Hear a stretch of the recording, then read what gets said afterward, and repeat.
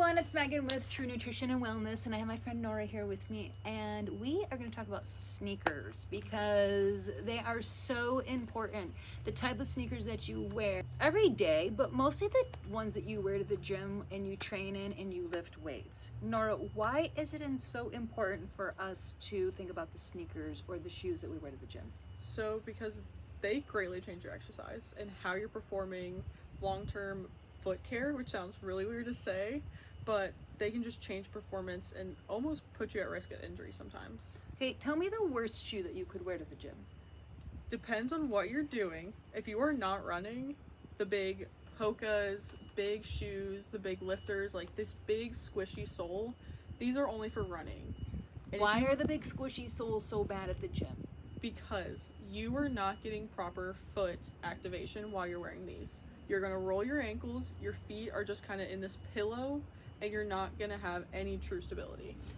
So when we're weightlifting, right, we want to have those cues in our feet, and we can't properly cue our feet if we're wearing these pillowy shoes, right? We can't like dig our heel in, or right? Yeah. So if you're in these, you have a bit of a heel elevation. Yeah, so you can't. Like drop. Some people do need that heel elevation, but it is a sturdy heel elevation you would get from a plate, not from a squishy pillow. Okay. Yeah. So I have these Metcons. Yes. And these were made popular by CrossFit people. Why? These are acceptable shoes. Yes. For weightlifting. Yes. And why are they acceptable? These are acceptable for that flat, that sturdy bottom. You're not going to go really anywhere when you're lifting in these. Mm-mm. But the downside to these is that toe box. Yeah. So you have to have a wider toe box. Wider toe box. So many people, especially in today's society, shoes are getting thinner and squishing that front toe.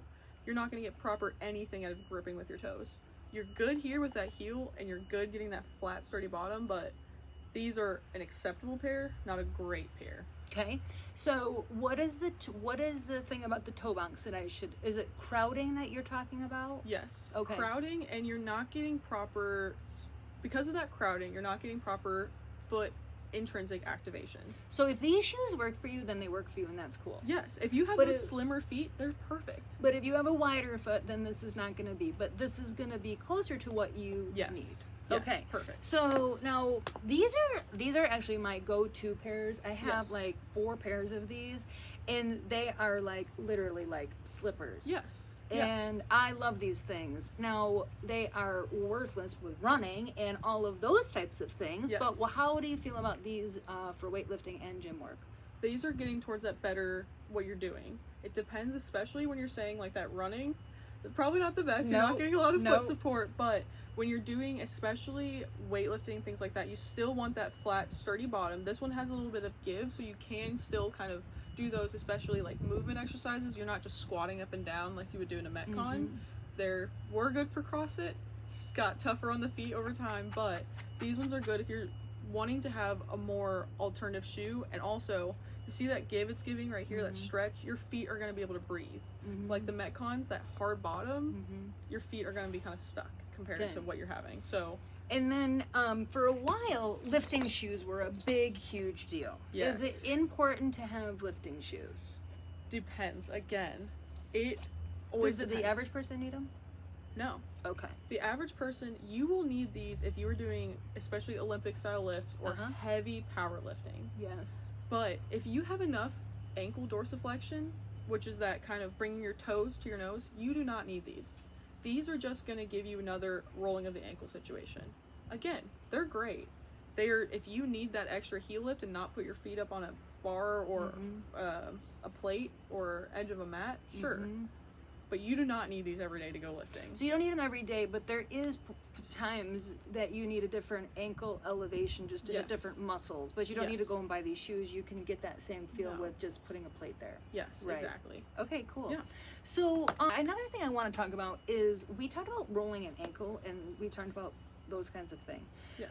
But this is an important thing that I don't know if people understand, but a muscle cannot grow unless it's properly activated. Correct. Right? So talk to me about how well you're going to be able to grow your quads if you're going to be standing and doing squats in your running shoes. No, because everything is from your foot. especially if you're working close chain, everything works up. If you are just kind of still in that squishy activation area, it's not going to go as well as the energy transfer doesn't happen, right? So remember, a muscle will not grow unless it is properly activated. Yes. That was the one big thing that I learned with my knees and all of that. Yeah. Now, this is kind of a question, but tell me, is wearing the wrong shoes also going to affect my upper body? It can, yeah. If I push things over my head? Yeah. Because think about it. If you're standing on sand and you're trying to power lift, how do you think that's going to go for you? If you're kind of wobbling around, a lot of people, you can see it. Their ankles kind of wiggling around. One wrong move, you're up, you're out. You're leading for injury. Even probably a push press or even an overhead press? Yeah. Just a straight up. You need that ground reaction, a proper stability of the ground. You can wear your running shoes if you're going to do bench presses only. Yeah. And how many people are only doing bench press only? Yes. Again. Well, there's probably some guys at the gym and they're like looking like they're only hitting the chest. Yes. We all know those types, but every foot is different and every goal you're having is different. So of course, everyone's going to say, I love my Nobles. Those are the best shoes. Perfect. If you have a small, narrow feet and all you're doing is powerlifting, that is perfect for you. Mm-hmm. But if you're someone with, I have a wide toe box, I am wanting to do kind of a cross trainer, I want to be able to stand in them all day in the clinic, at work, or things like that, those shoes might not work for you. So you have to find what works best for you. So what are some things that our viewers could look for while they are shoe shopping? Like, this is not a name brand thing or anything like that, even though I have all Nike shoes and that's only because they fit me. Yes. And that's it. And that, I have tried New Balance, they don't fit me. Yes. I've tried other, they don't fit me. These fit me. Yeah. So that's why I have all of them. Yeah. So, but they don't work for some people because of their toes or their heels are too narrow, right? But so once you found your brand that you love, what is the next thing? Hard bottom, pliable bottom, arch support, like what are some things like I should put my foot in and be like, I need to push down on my foot and feel what? Because these would be good weightlifting shoes. Yes, you should be able to almost, if you think you can stand on one leg and get great support and push up from a squat or just standing up from a chair on that one leg and not feel like that felt a little questionable, I might fall out of that kind of thing, or you might lose your balance. Might lose my balance, or even like when you put on a brand new pair of leather boots and you're just like, those are squeezing my toe, I need to break them in. That's a no. Don't do that to yourself. Do not go through that break-in process if you don't need to, and a shoe immediately fits day one. Just because it's the perfect colors and you really like the way it looks. Yes, right. Don't go through that break-in process because plantar fasciitis is just way worse to deal with in the long run. See, these are all things that we need to be thinking about. They are connected to our shoe.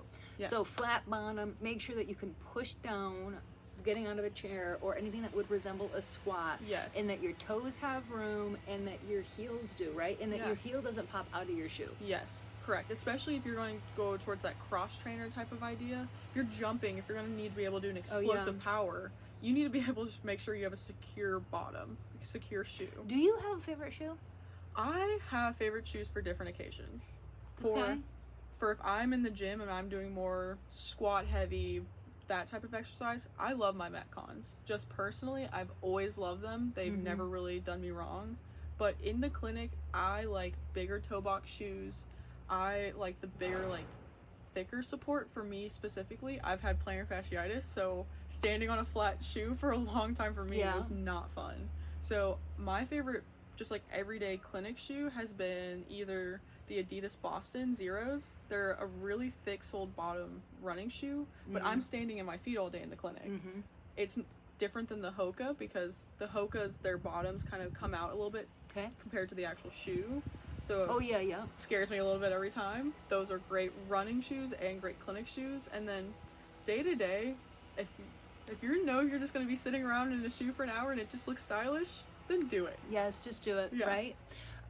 It's funny because I feel like our gym, it has the rubber floors and it has the turf and stuff. So I feel like you have to be extra careful if you have soft floors at your gym. Yes, if you're doing machines and you have that metal, you won't feel it as much. But if you're on a soft floor and turf, you're gonna really feel those soft I mean, soled shoes. especially like if you're at home doing these exercises, you're on the carpet too, and you decide to put on those shoes. You have to. So think if they're about at that. home, would you say that just to do it in their bare feet? I would say barefoot, no sock. Try, because think about it. If you stepped on carpet with socks, you've slipped around before sometimes. Oh yeah. Try to do it barefoot as much as you can, even in the gym if you're What about comfortable. if I wear an insert in my shoe? Depends on why you're wearing the insert. Okay. So if you have plantar fasciitis, those are great. That's what they're meant for. But Okay. putting an insert into the shoe changes its integrity because it's not the intended sole, and putting a insert on top of a sole is just too negative sometimes. I know, I was gonna say, we could get into a whole ball of worms right here, but Yeah. by just bringing up supination and pronation, which are muscle imbalances, which can Yeah. most of them be corrected Yes. with proper activation. But anyway, we won't get into that. So, if you're gonna work out at home, go in your bare feet. Yes. Even in the gym if you can do that. I There are recommend it. socks Yes. at the gym. Socks at Yes. the gym, yeah. Please don't. Yes. So if you Sanitary, can't yeah. find a shoe that you like and you want to try what it feels like, Yeah. you do it in your bare feet, and then that would actually help you find shoes better too. Yeah, that kind of replicates what you're feeling and we're finding. And don't wear your Hokas to the gym. Wear them for walking. Yes. That's it. Yeah. Okay. Until next time, we'll have more info for you. Yeah. Bye, guys. Bye.